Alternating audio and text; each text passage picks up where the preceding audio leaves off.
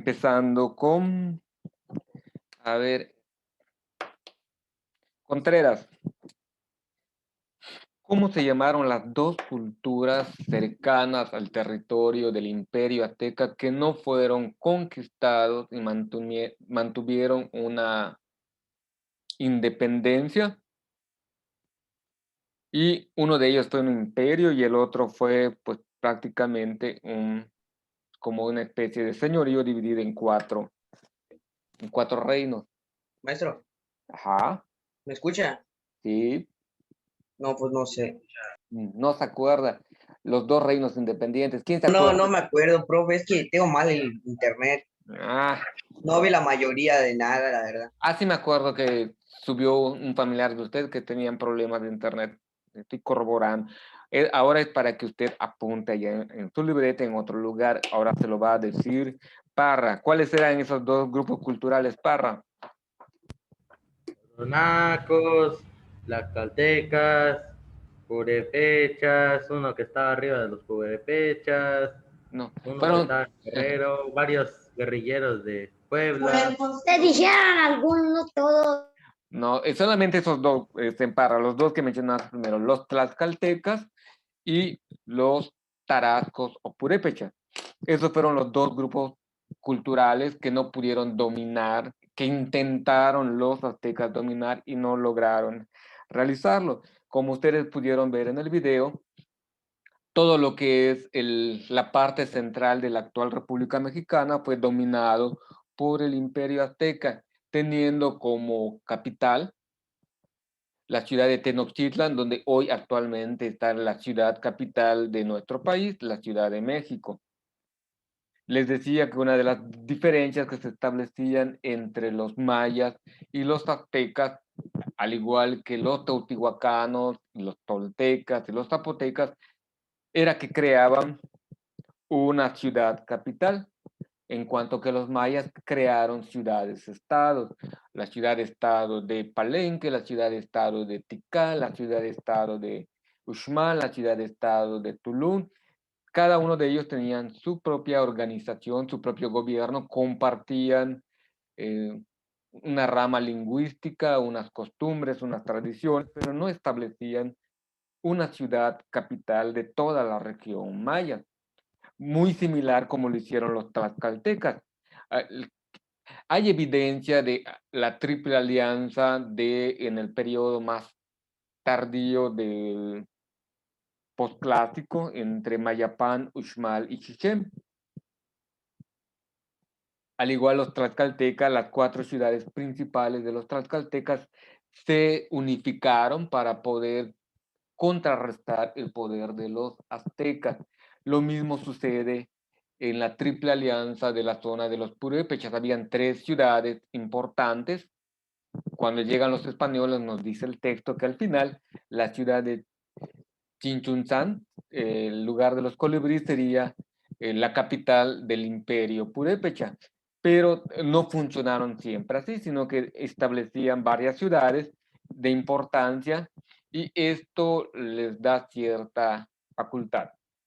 A diferencia, los aztecas, a través, como vimos en el video, de la guerra, uno de los elementos que dice muy orgullosamente la narradora, la cronista de la historia, era que fue un gran imperio de guerreros, que a la postre fue uno de los hechos que permitieron la caída de su ciudad capital. Habían muchos, como ya mencionó Parra, muchos grupos culturales que querían tomar revancha y por eso se unieron a los españoles para conquistar a este gran imperio.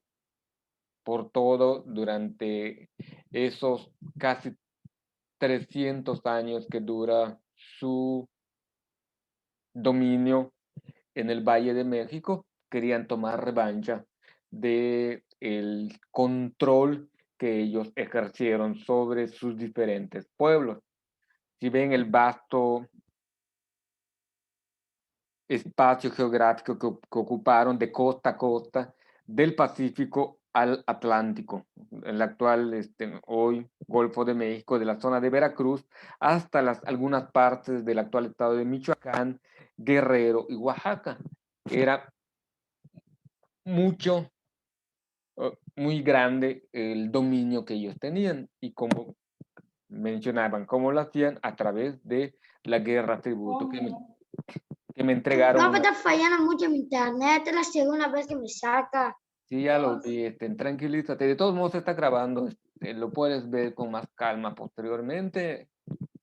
Y lo que viste en el video, te los voy a anexar en un link de enlace en Classroom para que ustedes tengan acceso a ese video y lo puedan ver de nuevo con mayor calma. Es admirable lo que lograron la cultura y la civilización azteca en su tiempo, su organización sociopolítica, religiosa, ha dejado un legado y muchas de las palabras que hoy en día están en el habla mexicano se refiere a la lengua que ellos utilizaban, que es el náhuatl. La mayor parte de los indigenismos que hoy en día tiene el español mexicano están derivados del náhuatl. En menor medida está el maya, el tarasco, el zapoteco. Sí hay palabras que legaron al español mexicano, así como al español peruano hay muchas palabras del Inca, que era el imperio que dominaba toda esa región sudamericana. Así que cuando nosotros comemos tamales, cuando nosotros usamos comales, cuando nosotros tomamos chocolate, todas esas palabras y todas esas tradiciones y costumbres vienen desde este periodo azteca y el modo de cómo ellos lo realizaban es parte de esta cultura.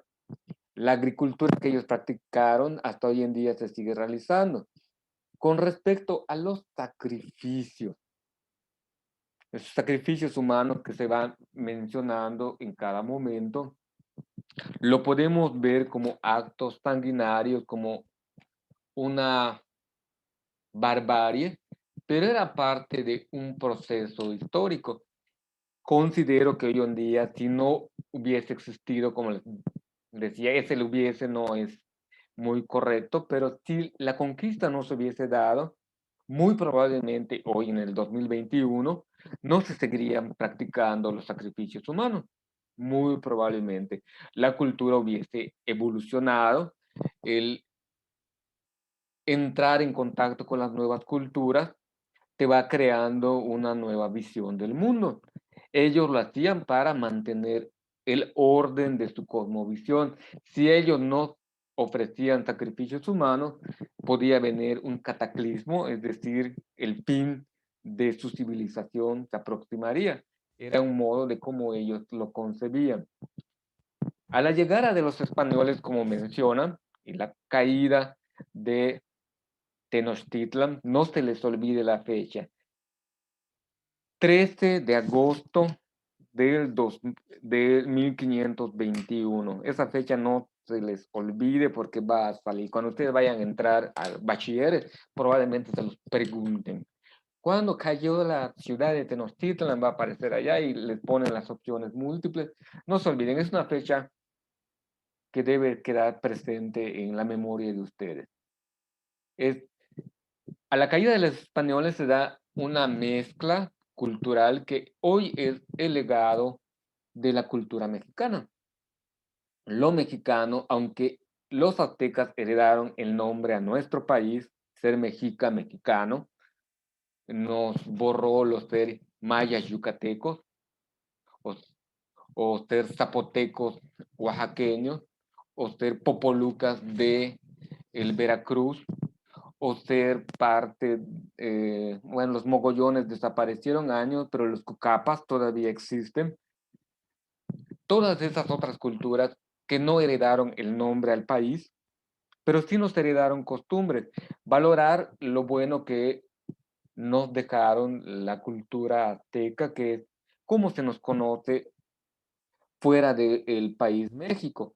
Si un día Sofía o Jesús, Camal se van de visita a la Argentina o se van de visita a un país europeo, cuando digas, soy yucateco, perdón, ¿eres qué? Yucateco. Ah, ¿y dónde está eso? Soy mexicano. Ah, eres mexicano, eres azteca. En la cultura universal, para el mundo, nosotros somos aztecas. Y sería bueno conocer datos generales sobre la cultura azteca, mexica, y compartirles posteriormente que también existen otras culturas u otras civilizaciones que se desarrollaron en el actual país de México. Pero así se adentran, no te, hay algunos que se sienten ofendidos algunas veces cuando hacen esta referencia a su pertenencia cultural que no corresponde. Sin entrar en polémica, aquí en Yucatán se da entre los de Valladolid y los de Mérida. Ser de Valladolid, tener Valladolideños. Valladolitano, pertenecer a esta ciudad yucateca es, para los que viven allá, es un orgullo. Y marcan una diferenciación con lo meridano, con lo tisimilenio, con lo tecacheño. Se sienten parte de una cultura ancestral, de unas tradiciones ancestrales. A mí me tocó estar en Valladolid en como 6, 7 ocasiones, trabajar con esa gente. Los quiero mucho, los aprecio mucho, pero muchos de ellos tienen esa visión y ese orgullo sobre su identidad como parte de esa cultura, y como que desconocen el resto de su pertenencia a la cultura maya, a la cultura yucateca, y ven con malos ojos lo meridano. Es también es parte de la identidad. Esto lo vieron con el maestro Gaspar, o lo van a ver con el maestro Gaspar con más calma.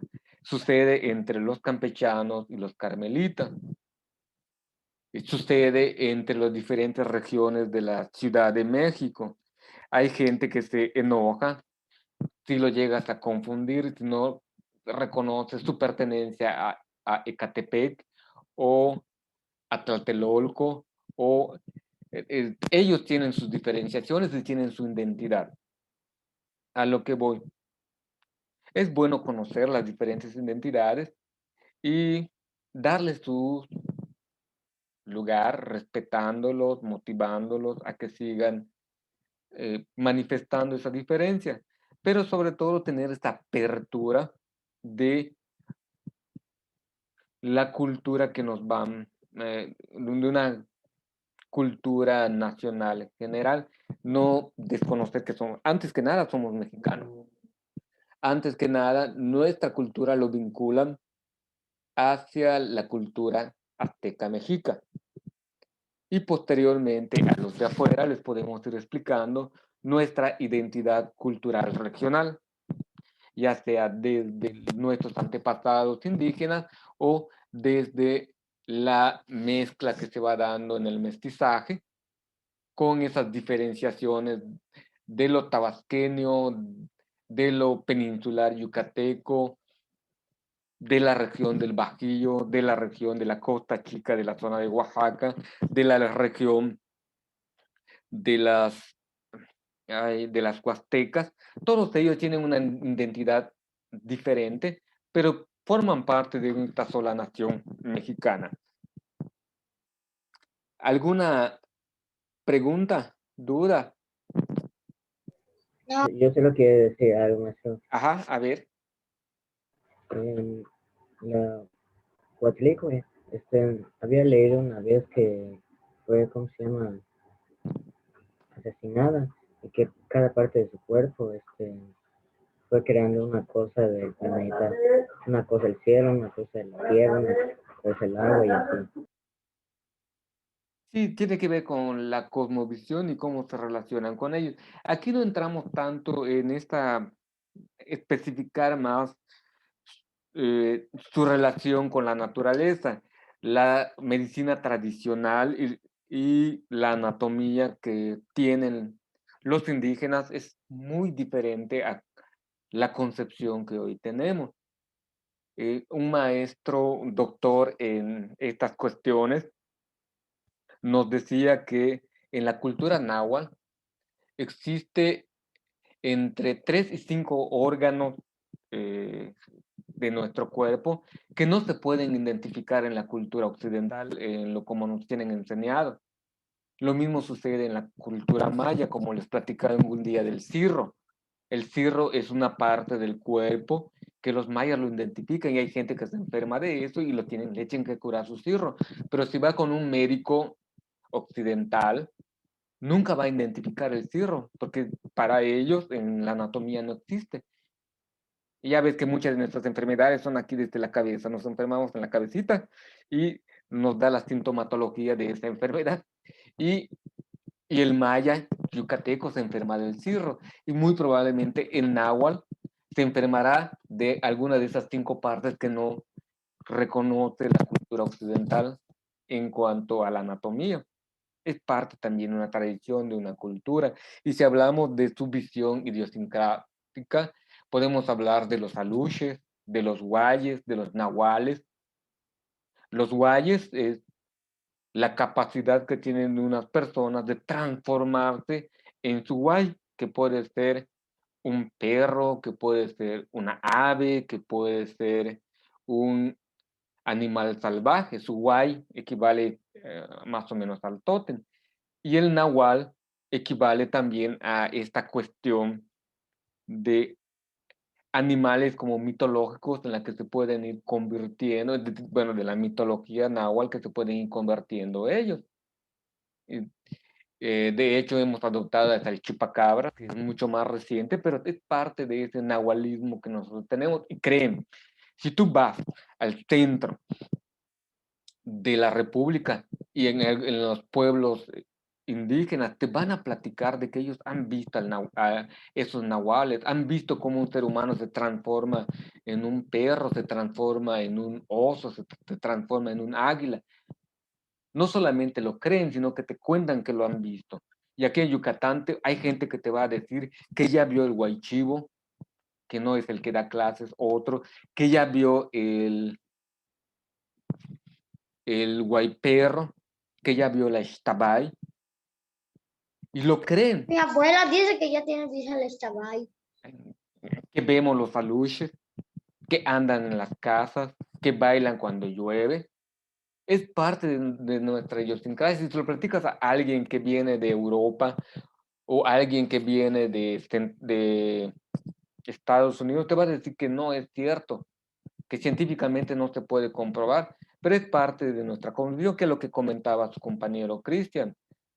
Hay muchos elementos de nuestra cultura que todavía nos falta ir conociendo. Ahora estamos viendo los datos generales históricos de cómo construyeron ellos sus mundos, cómo fue su vida, cómo perdieron, y, pero reconocer que nos dejaron un legado. Para finalizar, en este mapa se va narrando de cómo fueron los viajes antes y durante la conquista, de cómo fueron bordeando.